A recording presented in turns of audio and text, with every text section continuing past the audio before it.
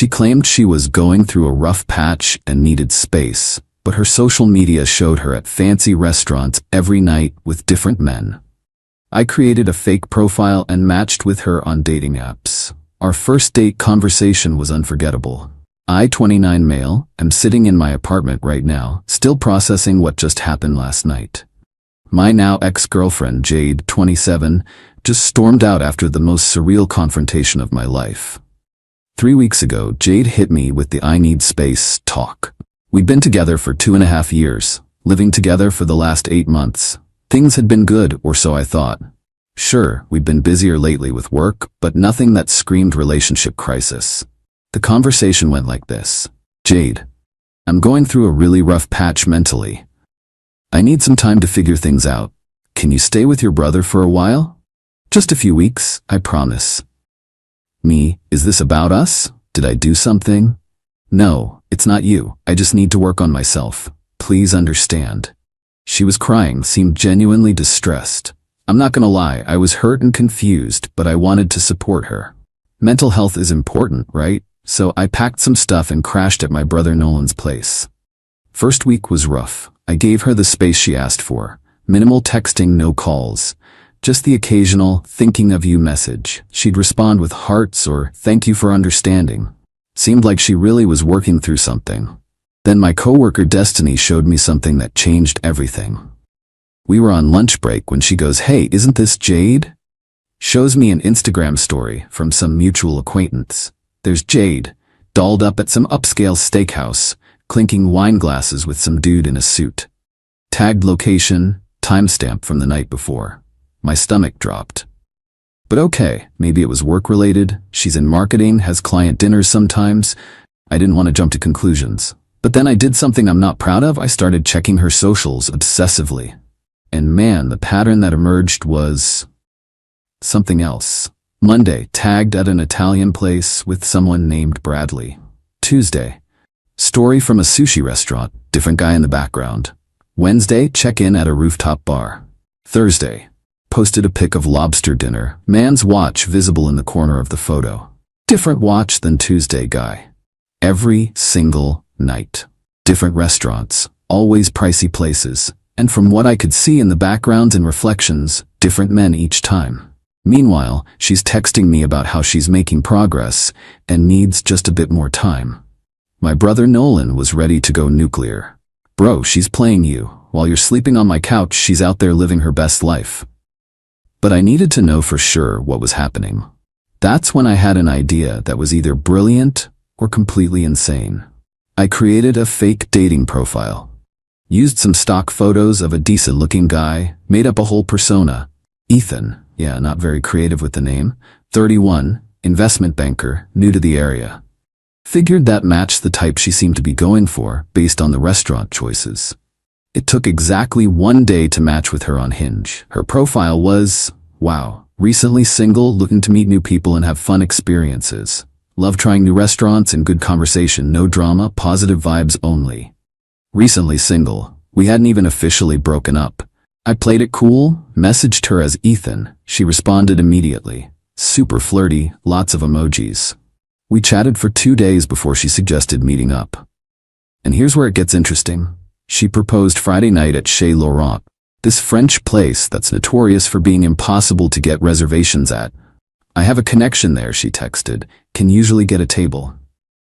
I agreed to meet her at 8 p.m. Then, I did something that still makes me cringe. I made an actual reservation at Chez Laurent for 8:15, under my real name. Cost me a favor from a client who's a regular there, but I needed this to happen. Friday night came. I got there early, got seated at a table with a clear view of the entrance, wore a baseball cap and kept my head down just in case. She walked in at 8:05, looking absolutely stunning. Designer dress I'd never seen before, professional makeup, the works. She sat at the bar, ordered a martini, kept checking her phone. At 8:20 she started looking annoyed. By 8:30 she was furiously texting. I could see her typing, deleting, typing again. That's when I stood up, walked over, and sat down next to her. Hey Jade? Waiting for someone? I've never seen someone's face go through so many emotions so quickly. Shock, confusion, fear, anger, then this weird attempt at casual friendliness. Oh, hi, what are you doing here? Having dinner, solo. Since my girlfriend needed space to work on herself.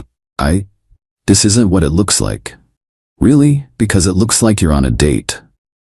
At a restaurant that charges $200 a plate, while I'm sleeping on my brother's couch so you can have space to deal with your rough patch.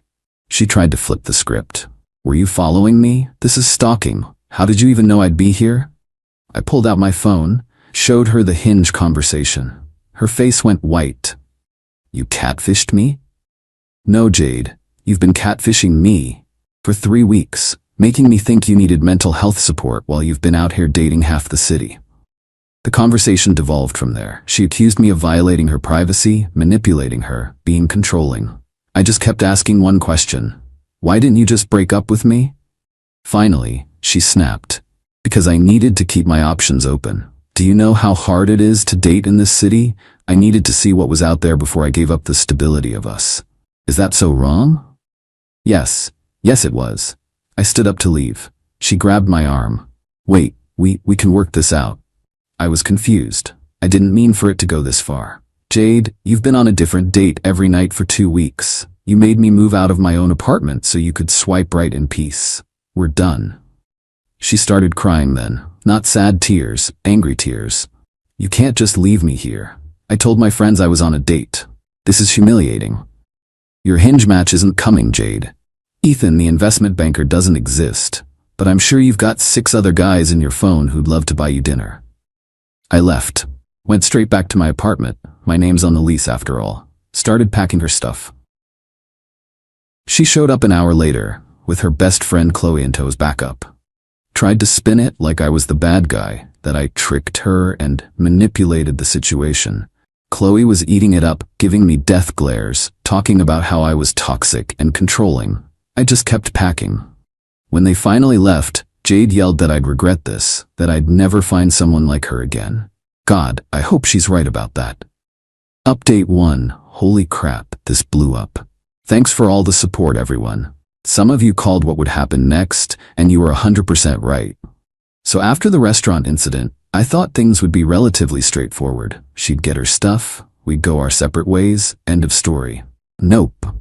First, the social media campaign started. Jade posted this long Instagram story about toxic exes and manipulation tactics and surviving emotional abuse.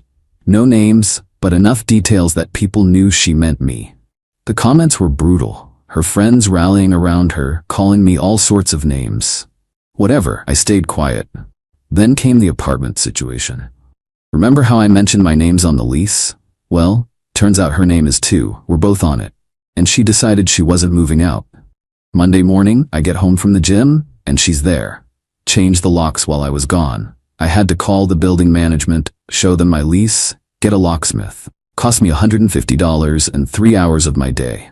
When I finally got in, she's sitting on the couch, smirking. This is my home too. You can't force me out. Jade, we're broken up. This isn't sustainable. Then you leave. Oh wait, you can't afford this place on your own, can you? She was right. Rent's $2,400 a month. I make decent money, but that's steep for one person. That's when she hit me with her proposal. Look, I'll make this simple. Give me $5,000 to help me get a new place, and I'll leave quietly. Otherwise, I'm staying put, and we can be roommates. Your choice.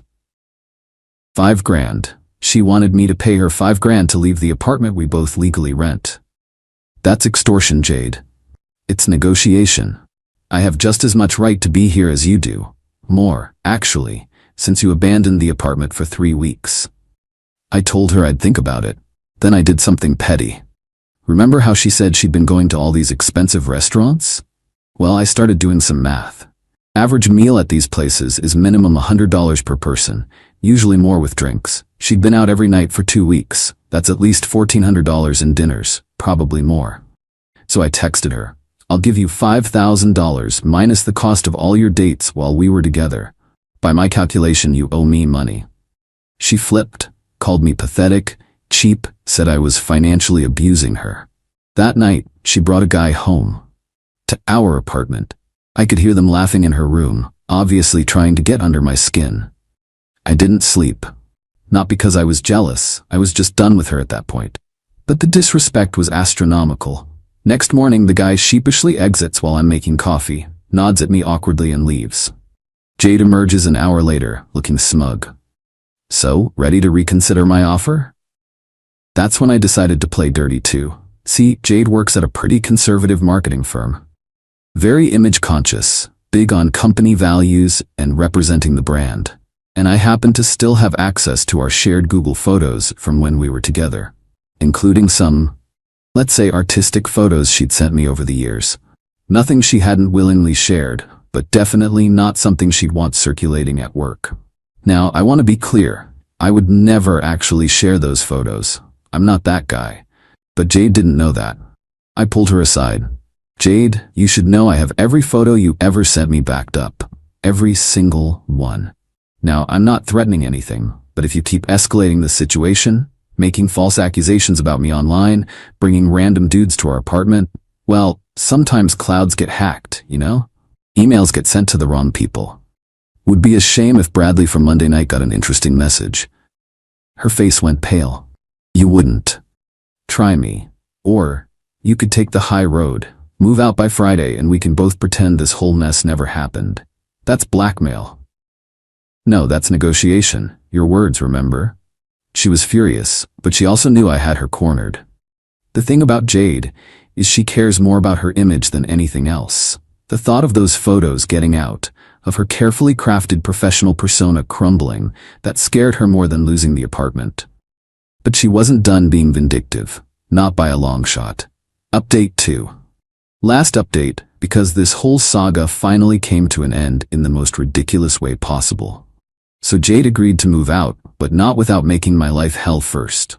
She gave me a date, 2 weeks from our conversation. In the meantime, she proceeded to accidentally break my coffee maker, use all my expensive shampoo, invite her friends over every night for support gatherings, aka wine and trash talk Ethan sessions, leave passive-aggressive notes everywhere. Hope you're happy, on the bathroom mirror, karma's a bitch on the fridge. But the real kicker came when she started bringing more dates home. Different guy every few nights, always making sure I knew about it. She'd introduce them to me like we were buddies. Oh, this is my roommate. We used to date, but he's totally cool with everything. One guy, Terrence, actually pulled me aside one night. Hey man, just wanted to make sure you're really okay with this. She said you guys have an open situation. I just looked at him. Buddy, she told me she needed space for mental health 3 weeks ago. We've been broken up since. You're like the 8th dude she's brought here. Just be careful. Terrence left immediately. Jade was pissed. You're sabotaging my dates now? I told him the truth. If the truth sabotages your dates, maybe examine your choices. She ramped up after that. Started telling people I was abusive, controlling, that she was scared of me. Problem was, she'd also post Instagram stories from our apartment, clearly comfortable, having wine with friends. Hard to play the terrified victim when you're broadcasting your movie nights from the supposed danger zone. Then came the grand finale. 3 days before she was supposed to move out, I get a call from my landlord. Jade had contacted him, trying to get me removed from the lease, claimed I was harassing her, making the living situation hostile. Here's where Jade messed up. She put it all in writing. Emails to the landlord with wild accusations, but also admitting she'd been bringing multiple partners to the apartment, that she'd changed the locks without permission, lease violation, and that she was refusing to leave despite our agreement. My landlord, bless him, called me immediately. Look, I don't know what's going on between you two, but she's admitted to multiple lease violations in writing. I can start eviction proceedings against her if you want. I didn't want to go nuclear like that. I just wanted her gone. So I forwarded Jade the email chain with the landlord, highlighting the parts about lease violations and potential eviction. You have 48 hours to leave, or I'm pressing forward with the eviction. Your choice. She tried to call my bluff, but I wasn't bluffing. I filled out the paperwork, ready to file. That's when reality hit her. An eviction on her record would destroy her ability to rent anywhere decent in the city. She was out in 36 hours. But not before one final act of pettiness. She took all the light bulbs, every single one. Left a note, hope you enjoy living in the dark. Joke's on her though. I immediately went to the store, bought all LED smart bulbs. Now I can control them with my phone, and my electricity bill is lower. Upgrade. Final update. Thought I'd give one last update since people keep asking. Jade's currently dating some tech startup guy she met on Raya. Apparently she upgraded from Hinge. She's plastering their relationship all over social media. Fancy dinners, weekend trips, blessed posts. The guy seems nice enough, if a bit clueless. I give it 3 months. She did try to reach out once about 2 weeks after moving out. Long text about how she missed what we had and maybe acted hastily. I didn't respond. She followed up with, I still have some mail coming there. Can I pick it up? I just forward her mail to her new place. No contact necessary. The apartment's mine now. Got a roommate. My buddy Devin from college. He's chill, pays rent on time, and doesn't bring home a parade of Hinge dates. Win-win. The funniest part? Remember all those expensive restaurant dates she was going on? Turns out she was running up quite the credit card debt trying to maintain that lifestyle. Her best friend Qley let it slip when she drunk DM'd me to call me an asshole. Again. Apparently Jade's been complaining about being broke from dating and having to eat ramen for a while. Meanwhile, I'm over here with my smart bulbs, drama-free apartment, and a normal roommate who doesn't steal my shampoo or emotionally manipulate me. Life's good. Oh, and for everyone asking, yes, I deleted those photos. I'm not a scumbag. I just needed her to think I might be for like 48 hours. Worked like a charm. Lessons learned. 1. When someone says they need space, ask for specifics. 2. Trust your gut when something feels off.